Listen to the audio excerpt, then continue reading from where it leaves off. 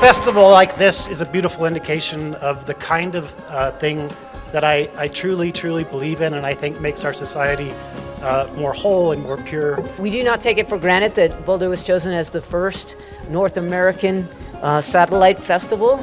It's a huge honor we will not forget, and we are enriched because of it. We are indebted to both the local and international people that came together to make that happen, and we hope it's a tradition that continues for decades to come.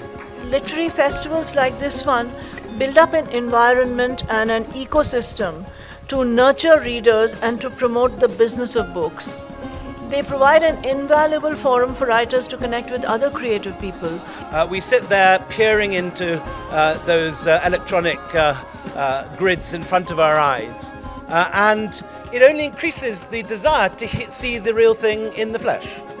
To actually hear an author speak firsthand, to read from their work, to hear the tones of their voice modulate as they read their most treasured passages of prose.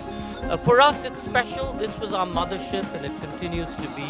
The other editions that we have across the United States are smaller versions, different programming, but smaller versions.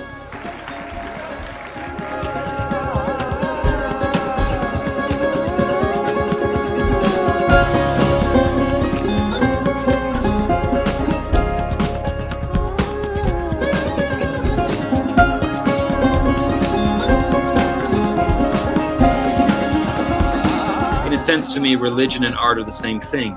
They're vaguely irrational, but they help make sense of things. Someone who lives with no arts and no religion has very little to live on. 2019 was the 14th consecutive year of decline in global freedom.